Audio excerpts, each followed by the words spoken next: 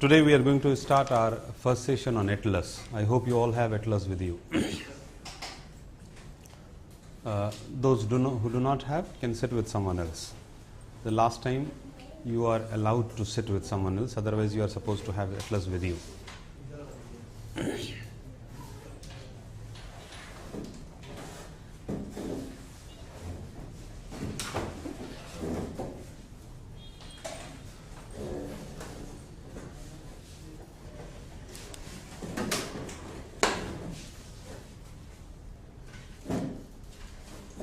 Hope you all are settled with Atlas, right?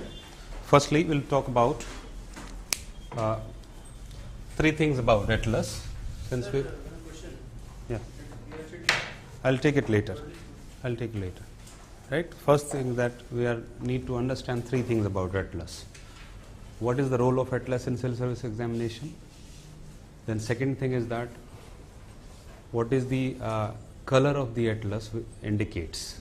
What are the different colors indicate? When you look at the Atlas, it will help you understand so many things. Third thing, how to approach Atlas, right? So let's first talk about role of Atlas in civil service examination.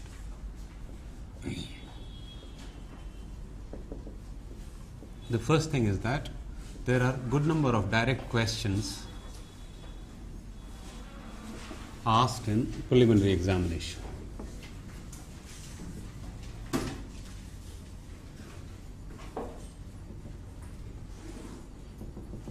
Direct questions. You can see always that there are at least 4, 5, 6 questions, except this year, right? Though trend is changing, but you cannot say about, cannot predict about civil services. That's why I always call it UPSC stands for Unpredictable Service Commission. It always comes with a very sweet and very complex surprises, right? But traditionally there are at least 5, 6, 7 questions from Atlas area. So you will have direct questions. The second thing is that it helps you understand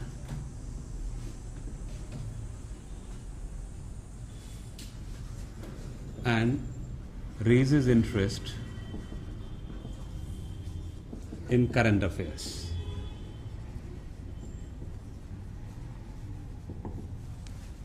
Right. When you go through current affairs, very often it happens that suppose if you are reading about West Asia, and you don't have much idea about West Asian countries, so your interest will be slightly lesser. For example, if you are reading South China Sea or G Summit to take place, say, somewhere in Tokyo, let's say Kyoto Protocol, the moment you know that Kyoto in Japan, a picture is created. So that helps you concentrate, focus on current affairs, and besides it helps you learn that. If you have some idea about the regional aspects, you can have greater idea about the current affairs topic. Third is, again, it helps you understand international relationship. IR, topics on IR. When you are reading topics on IR, again, the situation is like that. So, for example, if you are talking about the Mekong-Ganga project, right? And if you have fair amount of idea that where do we exist as a nation, and then which side Mekong is flowing. So, it will make again a picture.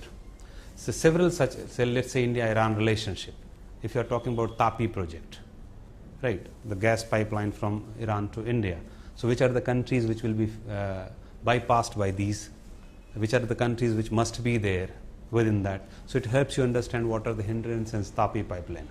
For example, TAPI pipeline has to pass through Afghanistan and Pakistan. The moment you have the picture of the whole region, you can easily understand the moment Pakistan comes in the place. So, it will not be easy at all for us. Right? If you are talking about any cooperation between China and India, you know that Himalaya acts as a barrier in different physical aspects. So that helps you understand international relations. Fourth thing is that it again helps you correlate with the location of a country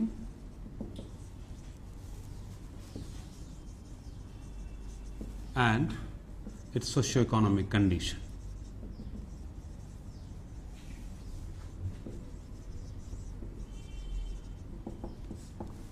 That means, in other way, we can say that geographical factors and the evolution of a socio-economic society of a region. For example, mountainous region, So definitely we have some amount of idea that what kind of economy will be there, what kind of society you can imagine in that area. Plain area, again you can imagine that agriculture must be a very important activity in that, let's say, central plain of USA. The moment you see an atlas, you have right in front of your eyes physiography of that region. So even if you don't have much amount of information about that area, you can correlate it with the economy of that area. Right, mountainous region, let's say western part of USA is having rocky mountains. So that means the characteristics of economy and the society will be similar to that of mountainous states of our country. The moment you come to know Japan, Japan is a mountainous state. Basically, produced island arcs are produced along the convergent boundary. Convergent boundary produces similar to mountain features. So we can easily correlate that what kind of society you would expect, what kind of economy you would expect. If Japan is a developed country, that means it must be dependent on the imported raw material, right? So even if you are reading world history, and then if you are understanding why Japanese went into war, why Japanese occupied China, right? Why the Industrial Revolution led to colonization of different countries. Intensity of colonization increased after the Industrial Revolution because you need so many things. So that ways it helps you understand a lot as far as the atlas, general information about the atlas is concerned. Then second part is that you have to consciously use for all these things. The second part is color of atlas.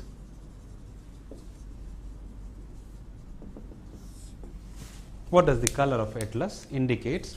It gives you various large amount of information. The first thing, the red color. That means it must be an elevated area. Higher features.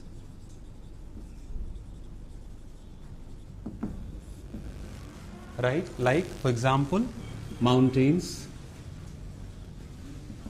plateaus, etc. will be shown by red color. Right? Then second one is blue color.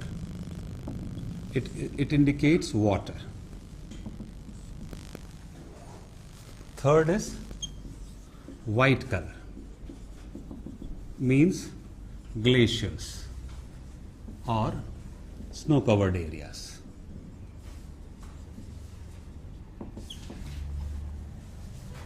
If you look at yellow,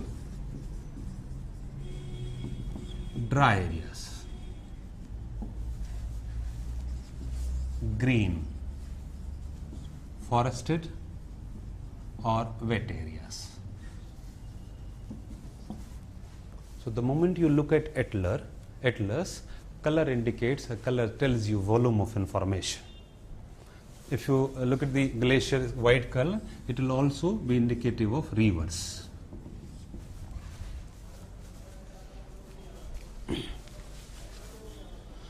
Now, the different shade of similar color indicates the intensity of the same.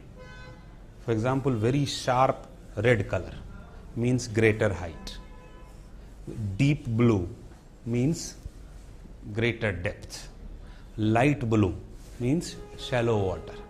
So the moment you look at the atlas, you can easily understand the continental shelf. Continental shelves are relatively shallow areas.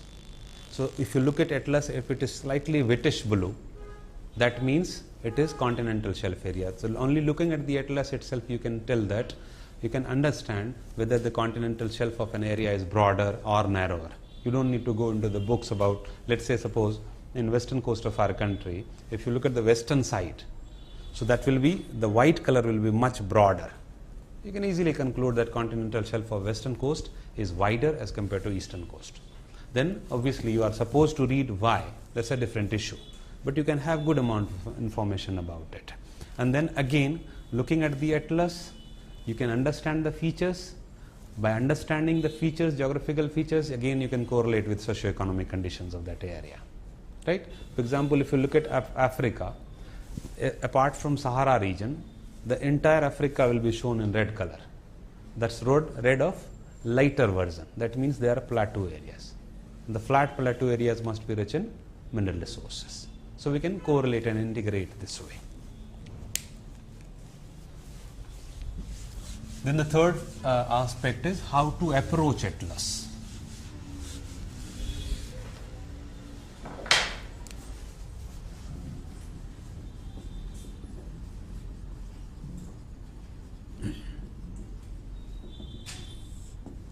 Now, learning atlas is a process.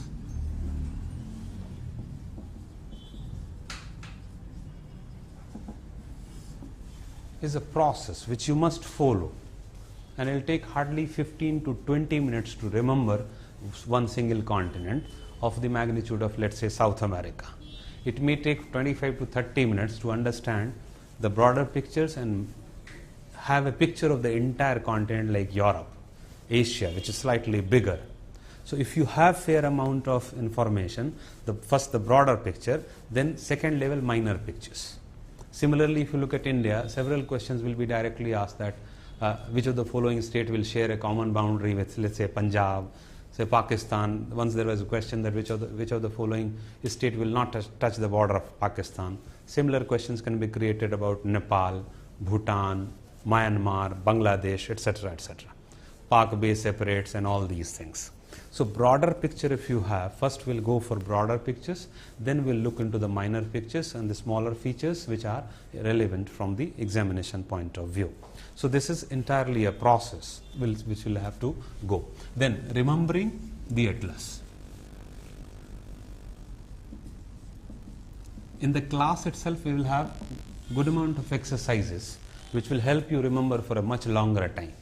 But it is always advisable to have an atlas or map in your room, so that it should not be a proper like time fixed period to remember the atlas. The moment you, let's say, wake up and early in the morning having a breakfast, you can just keep on looking at that without actually trying to remember it, right? Without actually making an extra effort to remember it.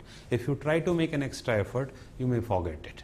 You may complicate things. So, right? Don't make any extra effort. Just try to have a look at a glimpse of it every now and then. If you are reading geography, then there are several maps in the books itself. So the moment you see a place, the moment you see you are reading a feature, just try to have a glimpse on the atlas. Let's say, for example, physiographic division of India, right? So have a physical map of India in front of your eyes, and every now and then keep on looking when you are reading northern mountains. So okay, this is the shape of the northern mountain. Then you read several features. If you start from north, middle and south, okay, it is broader in the western side. So that color will be indicative of that. If red color is much broader in the western side, that means Himalaya is broader than the western side and narrower in the eastern side. So that will not only help you remember the atlases, but also keep you concentrated in studies as well, right? So we'll take first the easiest continent to remember, South America. Some of you have read it also, but let's revise it, and for those who are new, you can just be a part of the process, right? South America.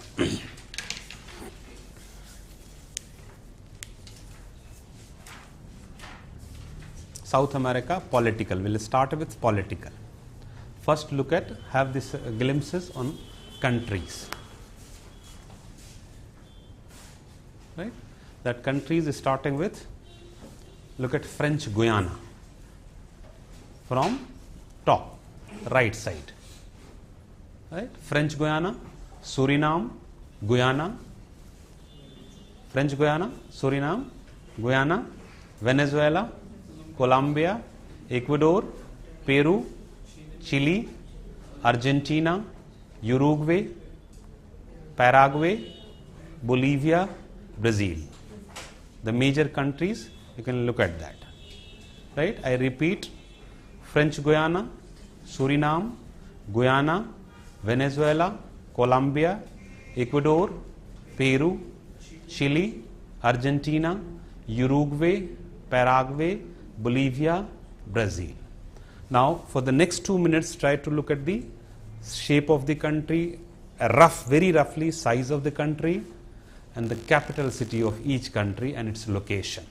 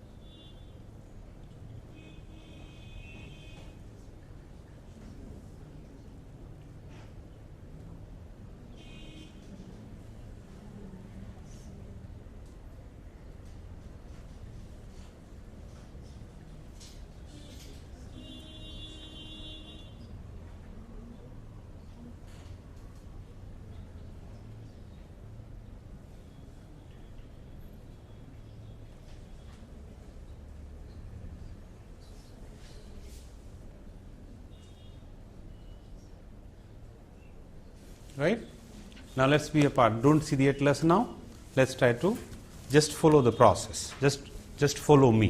French Guiana, speak out. French Guiana, Suriname, Guyana, Venezuela, Colombia, Ecuador, Peru, Chile, Argentina, Uruguay, Paraguay, Bolivia, Brazil. I repeat it.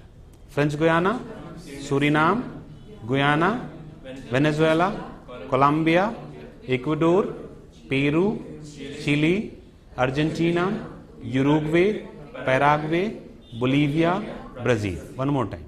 French Guiana, Suriname, Guyana, Venezuela, Colombia, Ecuador, Peru, Chile, Argentina, Uruguay, Paraguay, Bolivia, Brazil. One more time. French Guiana, Suriname, Guyana, Venezuela, Colombia, Ecuador, Peru, Chile, Argentina, Uruguay, Paraguay, Bolivia, Brazil. One more time. French Guiana, Suriname, Guyana, Venezuela, Colombia, Ecuador, Peru, Chile, Argentina, Uruguay, Paraguay, Bolivia, Brazil. One more time.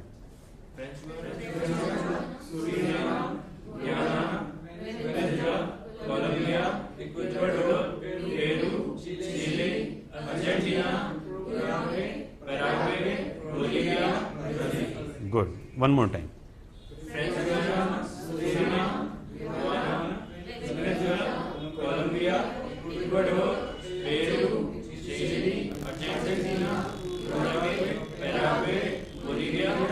Brazil. Can we go back?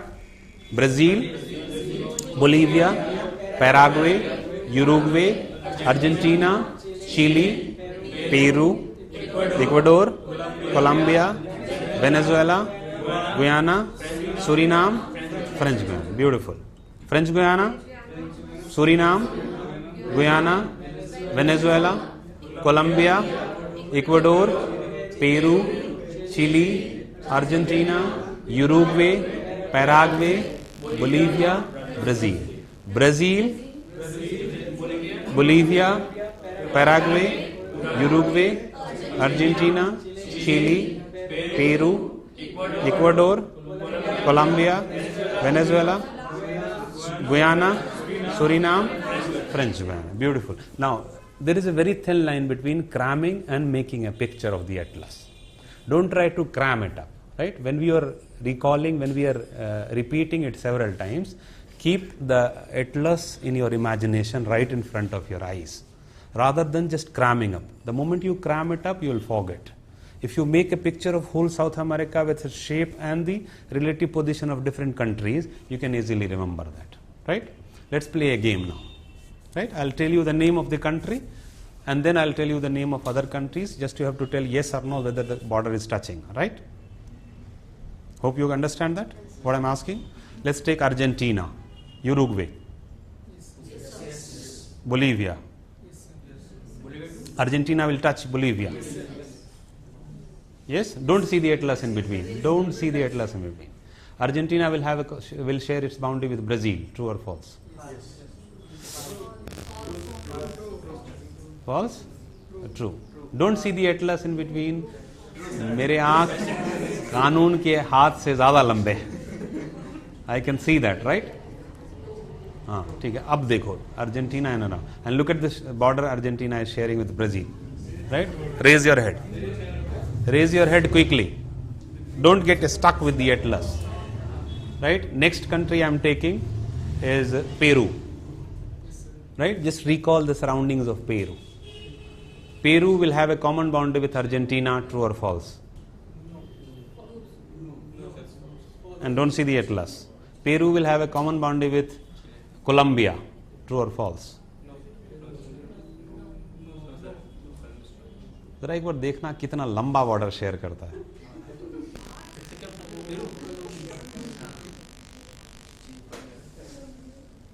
Take it? Raise your head, please. Don't see that. Next country I am taking is Paraguay. Recall the countries, right? Paraguay will share a common boundary with Argentina. Brazil. Uruguay. Which country will come in between? Brazil and Argentina. Brazil and Argentina. देखना नहीं है Atlas को बीच में मेरे जान, बार बार बोल रहा हूँ. जब मैं खुद ही दिखाता हूँ ना आपको, this is the process. So trust the process and try to make the picture, right? I'm taking another countries, Guiana.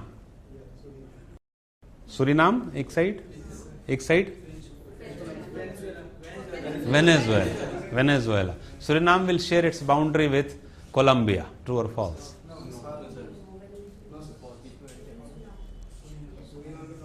Will not share. Now, the next 2 minutes you are supposed to look the relative position of different countries. Go ahead. And their capital cities also.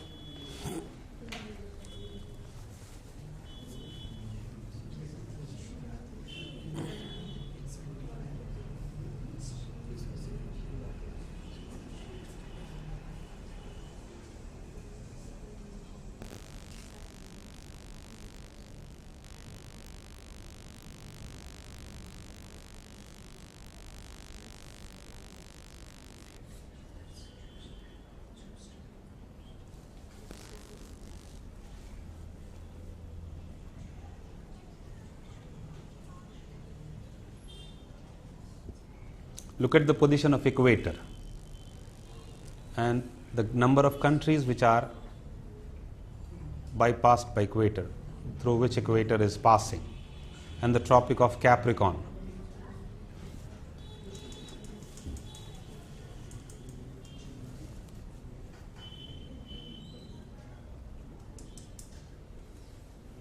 You all know that equatorial region is the region with very high amount of rainfall.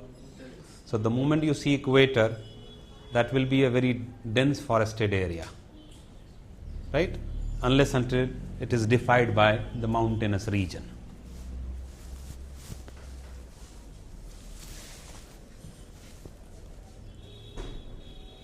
And whenever you look at the atlas, look at very fast.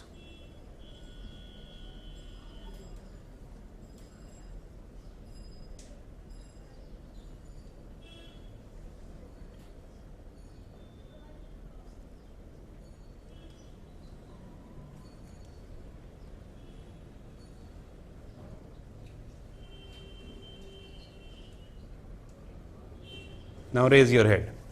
Just, I'm going to torture one of you or few of you, and the rest enjoy it. You start from French Guiana in anti-clockwise direction. French Guiana, Suriname, Guiana, Shabash. Venezuela, Good. Colombia, Chile, Ecuador. Ecuador, Chile, Chile. Any special attention with Chile? Peru. Chile. Argentina. Uruguay. Paraguay. Then Bolivia. Brazil. You start from Brazil. Bolivia, Paraguay, Good. Uruguay, Argentina, Shabash. Chile, Peru, then Ecuador, Good. then Colombia.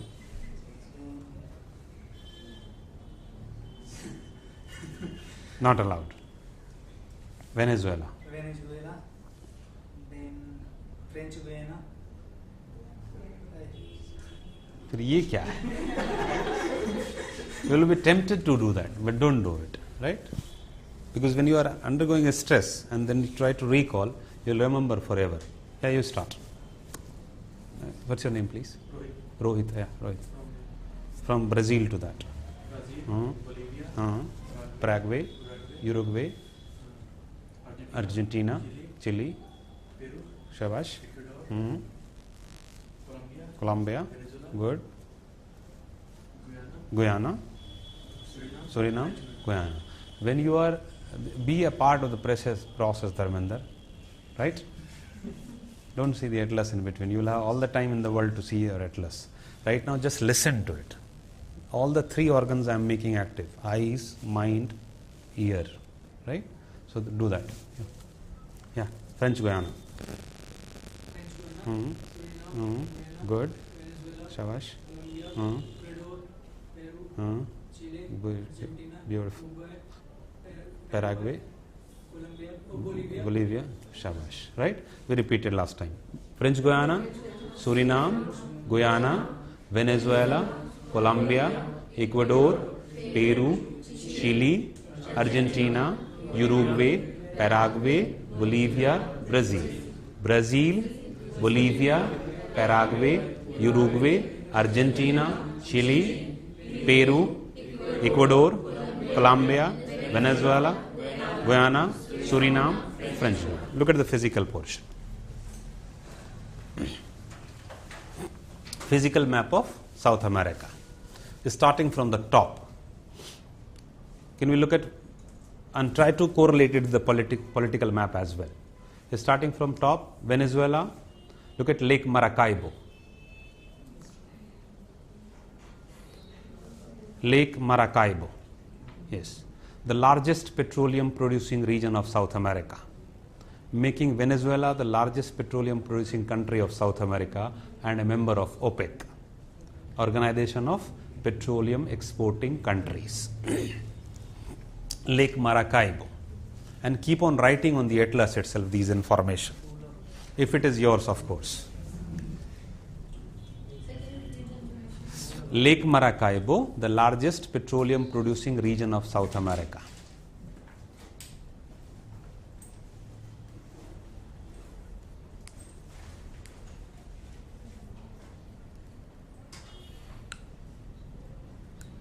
Then look at Guiana Highland, rich in mineral resources. Guiana Highland. Just below that, slightly right. Right there you have Angel Waterfall, the highest waterfall of the world, on a river Crony. Crony is a tributary of Orinoco. So Orinoco might be, Crony might not be given on the atlas, may not be mentioned, but Orinoco is the main river. So whether it is Orinoco or Crony, both are correct answer. Crony is a tributary of Orinoco, and on Crony we have Angel Waterfall, the highest waterfall of the world.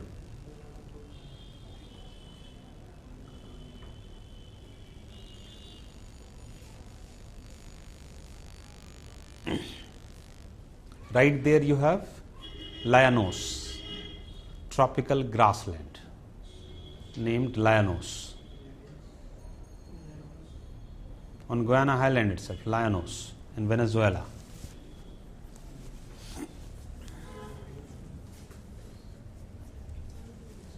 Just below come the Amazon River, the largest river of the world, and look at Selvas. That is the Amazon forest. It is also called Brazilian rainforest. Madhavan 3 Idiot में वहीं गया था. Have you seen that 3 Idiot movie? Yes. हाँ, अभी तक शायद वापस नहीं आया है नहीं? बनाया कोई दूसरी मूवी उसने? नहीं सर, हाँ सर, हाँ, खड़ूस वाला नहीं, रिटर्न वो तो पहले ही बनी थी शायद उसके बाद. अच्छा अच्छा, हाँ सेकंड वाले आगे वापस आ गया इसका मतलब. But this is the densest forest on the surface of the earth, Brazilian rainforest. It is also called equatorial rainforest or Amazon forest. West to east from Andes mountain towards Atlantic Ocean. Right? Tropical grassland. We'll cover that later, why a tropical grassland will be in and around any evergreen forest. So this is evergreen forest. Hardwood trees will be the norm of equatorial rainforest. One tree which is found here, 6th class NCERT, that is called balsa.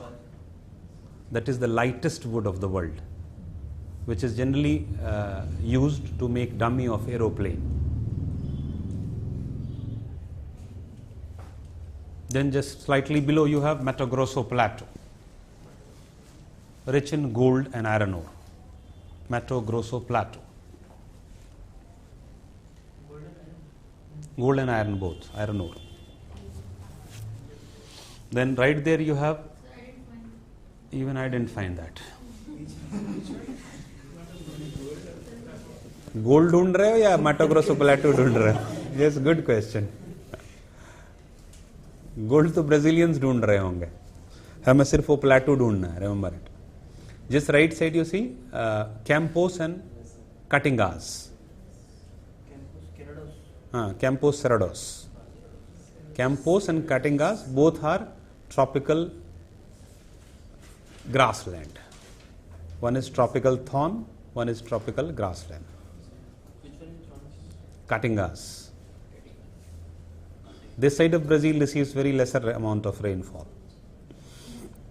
Sir, western part will receive, I think, minimum rainfall. नहीं, अपने thinking से नहीं होगा ना. हम लोग जब concept पढ़ेंगे it will be clear once we. तो इस वजह से मुझे लगा है. नहीं, पलट लो पेज, नेक्स्ट पेज देख लो. ब्राजील पूरा वेस्ट साउथ अमेरिका का रेनफॉल डिस्ट्रीब्यूशन में जाएगा. Just next page. Caatingas is the tropical thorn. Just below we can see that a river, Parna and Paraguay. Parna and Paraguay river.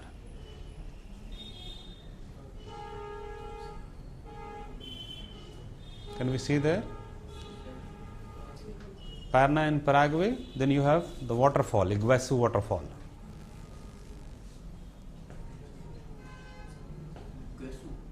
Iguazu waterfall.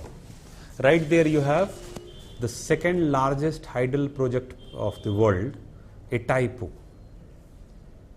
Itaipu, Itaipu. It used to be the largest before the construction of Three Gorge Dam in China. Now it is second largest. Itaipu, 1400 megawatt capacity. Itaipu, Itaipu. Second largest single hydroelectricity project of the world after Three Gorge Dam in China.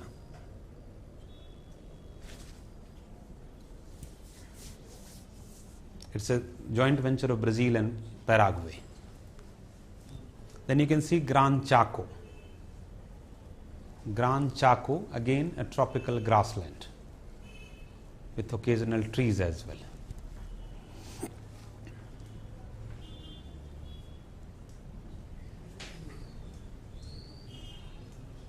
Here you get a tree, Cubraco, Quebracho, Cubraco.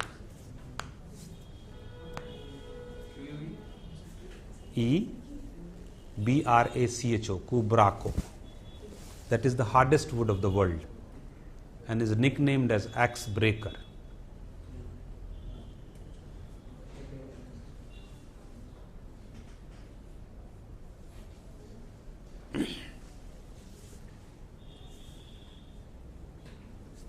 Right there on the right side you see Pampas, one of the most important temperate grassland of the world. Pampas in Argentina and Uruguay border. Most productive temperate grassland of the world.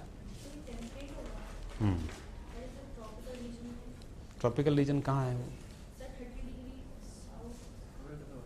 30 degree के south में होगा. So that area is basically the area which receives slightly higher amount of rainfall. So the temperature is lower. So the moment we say temperate, it is about lower temperature. Look at in political map. Okay, forget about political. Right now you see that Patagonia Desert and Patagonia Plateau as well. Whole of Argentina, right side of Andes Mountain.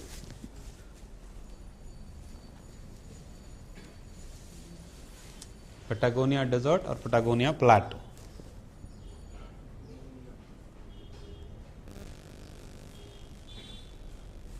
We can see Magellan Strait. The first geographer who went around the globe. Didn't complete his journey, he was killed in Philippines. by the natives. Right there you have Falkland Island, a part of UK, a controversy between Argentina and UK. Falkland Island.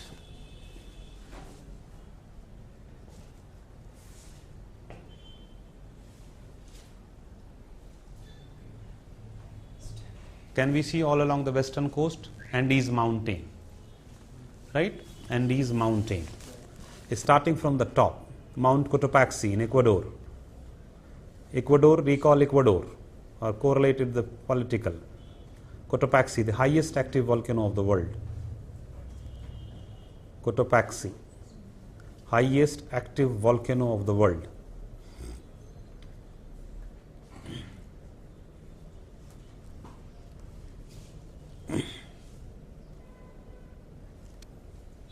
Then look at Lake Titicaca, between Peru and Bolivia. Lake Titicaca, highest navigable lake of the world.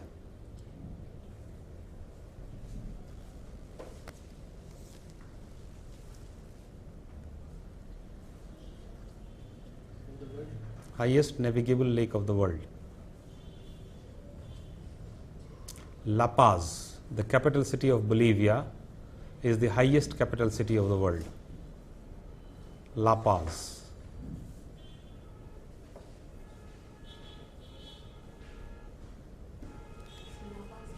Highest capital city of the world.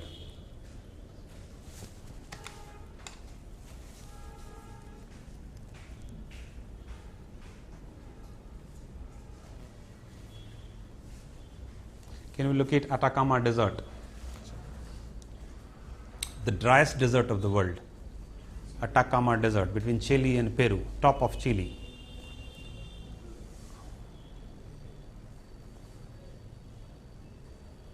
In the coastal area.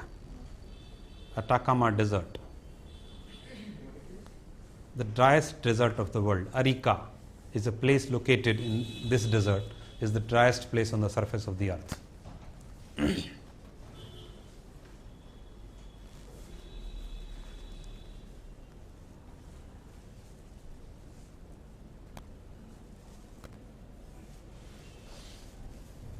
Guano, Guano.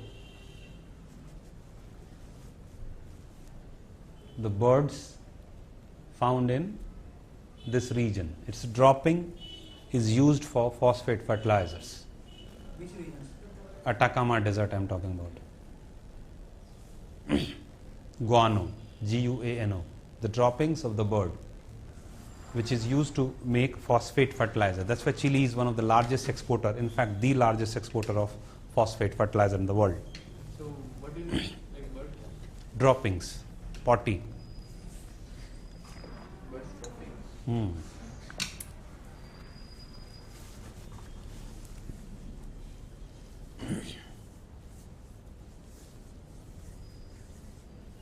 जैसे if sometimes you have the example that इंसान का बस चले तो potty भी खा ले, तो यहाँ पे बेस्ट एग्जाम्पल है कि for economy we can do any damn thing. So that makes Chile the largest exporter of fertilizers. Right there you have Mount Aconcagua. Aconcagua, the highest peak of Andes and South America. Highest peak of Andes and South America. Aconcagua, just right side of Atacama Desert, somewhere there you look at.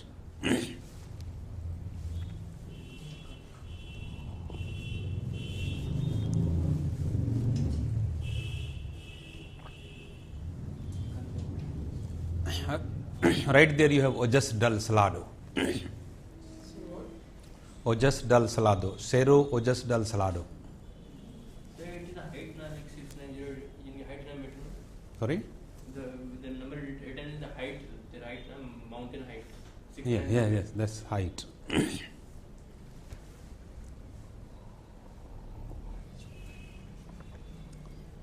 Look at in South America itself, you can look at that.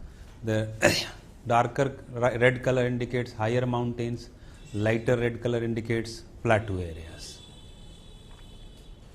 Mount Ojos del Salado, the highest volcano of the world.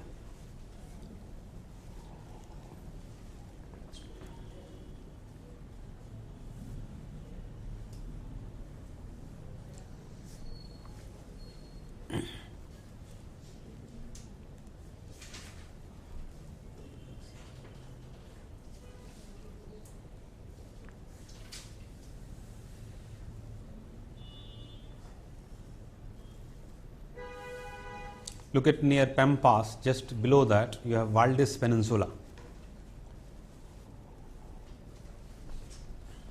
Valdez Peninsula.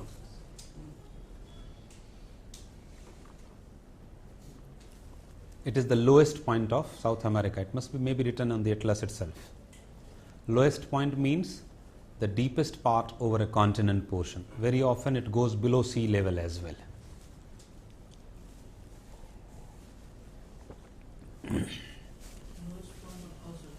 On the continent. When we say lowest point of South America, it means lowest point of the continent, South America. There it is a valley. Maybe valley, maybe a lake. Like for Asia, it is Dead Sea.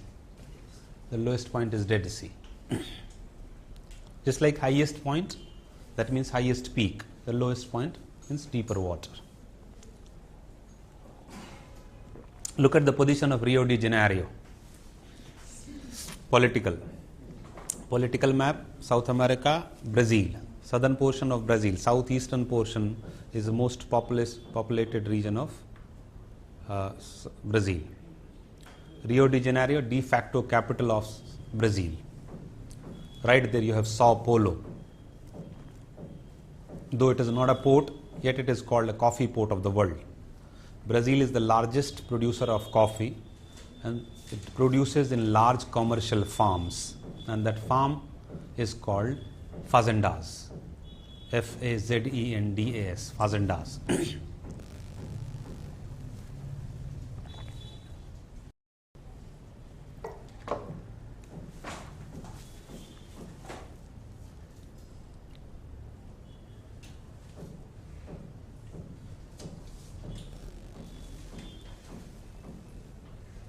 The coffee port, that is Sao Paulo, has its actual port as Santos.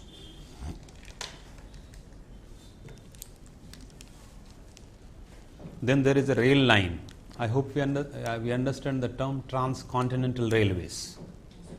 The continent, transcontinental railways. Any railway line which connects the same continent, the two opposite sides of the same continent. Similar is here, that is called Trans-Andean Railway, after Andes mountain. Trans-Andean Railway.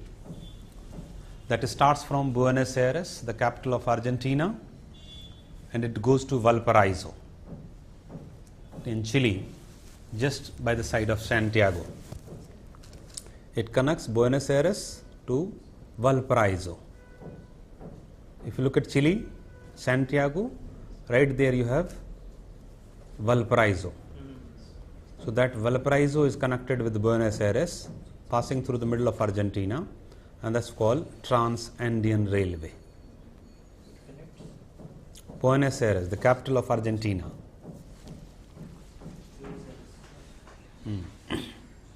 It's called Trans-Andean Railway.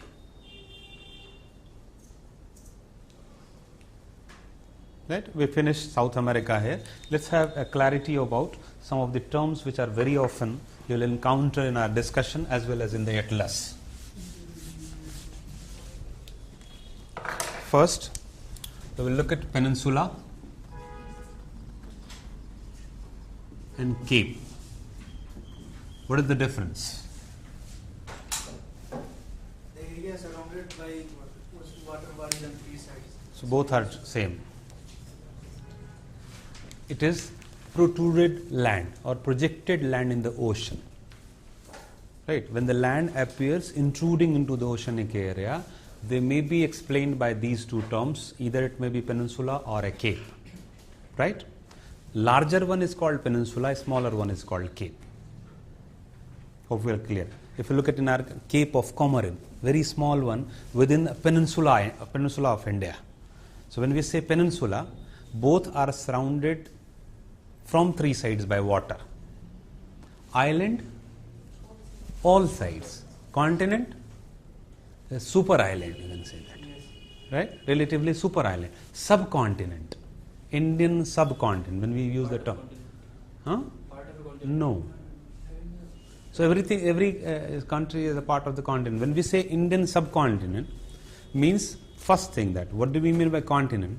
Continent has a very distinctive geographical boundary which separate that area from the rest. right? And is big enough in size to be called a continent. When we say Indian subcontinent, if you look at the portion of Himalaya, then take it Arkan Yoma and Pegu Yoma in Myanmar, take Suleiman Kirthar part of Pakistan and then come, then you have Indian Ocean. So it has a very distinctive identity of its own and a clear-cut geographical boundary, but not big enough in size to be called a continent. That's why we call Indian subcontinent, right? That has a clear-cut outer line which separates not only physically but largely culturally also. If you look at the cultural similarity between the nations of Indian subcontinent, you will find great similarities, right? So that's what we say, Indian subcontinent. Then the second term very often you come across is bays and gulfs. Peninsula and Cape, where were you there right now? Yahi the na? Okay. Peninsula and Cape, the moment we say, like, look at, let's say this water area. So any land projected into the water area will be called either peninsula or cape depending upon its size. If big enough, it will be called peninsula. A small one, it will be called cape. Like for example, the entire Indian peninsula, starting from here, look at here, and then you have this much small one. So this in entirety is a peninsular India, right? But this projected is called Cape, Cape of Comorin. Point Calimar part. Point Calimar is also a cape, Cape of Good Hope. If you look at South Africa portion, the entire South Africa may be treated as a peninsula, but a small projected land will be treated as cape, right? Bays and Gulf. Now, it is basically the intrusion of ocean water into the continental areas, or it appears as if ocean water has moved into the continental areas. The broader movement is bays and gulf. Bays are open mouths towards the ocean. Imagine this is ocean, this side ocean, and upper side is continent. So when the mouth is wide open, we call it bays. When it is closed, encircled, generally joined by a strait, we call it gulf. Persian Gulf, if you look at the shape, Persian Gulf, connected with the Indian Ocean through Strait of Hormuz, right? If you look at Bay of Bengal with much wider. Gulf of Kutch. If you look at Gujarat portion and that, Kutch and Kathiawar Peninsula, the line between this will have slightly narrower. So technically, Gulf and bays are differentiated on the basis of the difference in their shape, right? Wide open mouth, when the portion is connected with the ocean, that is bays.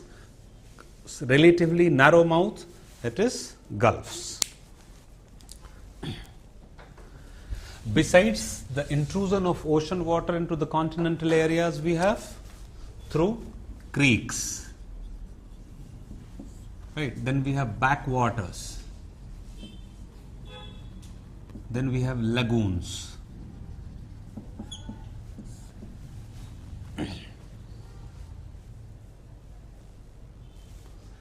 Creeks are very narrow, perpendicular. Intrusion of ocean water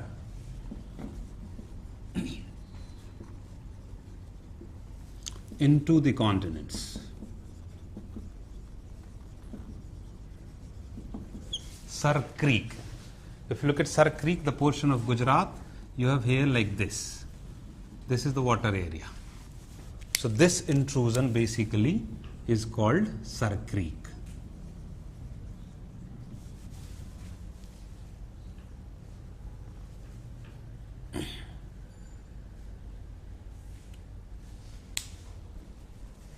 photo खींचते खींचते तुम भी तो UPSC की तैयारी कर ही सकते हो, हाँ? सर आज पहली बार मजा आ रहा है। अच्छा, पहले नहीं मजा आया था? नहीं सर, इस कोर्स में। अच्छा अच्छा, इसलिए कि बहुत आसानी से समझ में आ रही होगी तुम्हें चीजें, ठीक है? So creek. Then you have back waters back. If you look at the technical term, you can understand from the term used into it. Backwaters, right? Water entering from the back. What do you mean by that? This Vembanad is the largest backwater in India. right? If you look at the shape, you will understand it. If start from here, then the intrusion is something like this. This is Vembanad Lake. Kerala is very, very famous for backwaters. And backwaters in Kerala is called Kayals. Very important fishing ground, very important tourist places and all. And I wouldn't be surprised if you get to discuss the importance of backwaters. In boat houses boat houses तो डल lake में भी होती है कश्मीर में. नहीं sir जो हाँ. Famous है Actually, why it is called backwaters? Because the shape of intrusion of water is such that it is surrounded from land in such a manner that ocean waves really do not affect that water. So they are relatively calm water. That's why they are called backwaters. Now look at the moment it is intruded like this. So the moment wave comes, it will hit that area. And that will be turbulent areas as far as the oceanic waves and connection is concerned. This will not be that turbulent. So there will be relatively calm area. That's why they are called backwaters. Right? What was the third one? The lagoons. Huh? No, it will not be fresh water. It will be saline. Ocean, part of ocean. It will be connected with the oceans. The same is about lagoons as well. When we say lagoons, they are basically lakes connected with the ocean.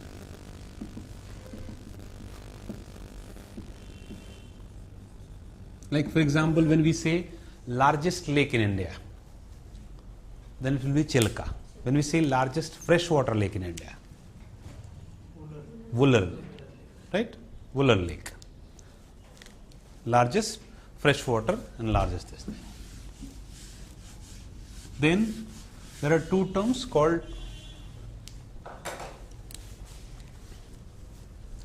strait and isthmus. Strait and isthmus. The strait is narrow channel of water connecting two big water bodies or separating two big continental areas. Strait. Right?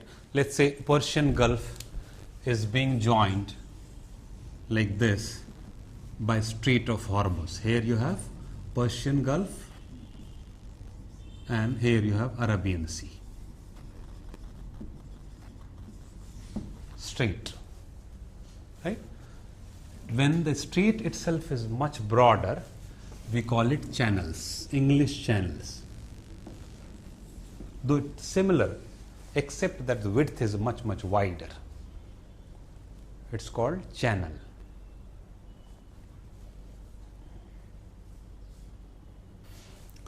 Isthmus are similar land features. Land features which joins two big land masses. Big land mass. The best and the most popular isthmus is this one. Here you have North America, here it is South America, and this is called Panama Isthmus. So a narrow piece of land joining two continental masses, two big land masses. We call it isthmus. Hope we are clear.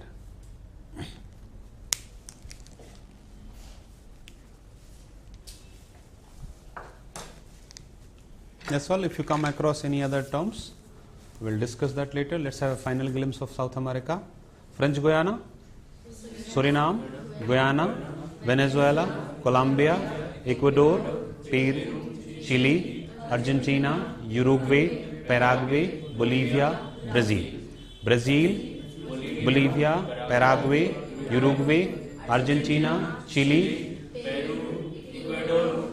Colombia, Venezuela, Guyana, Suriname, French Guiana. Thank you.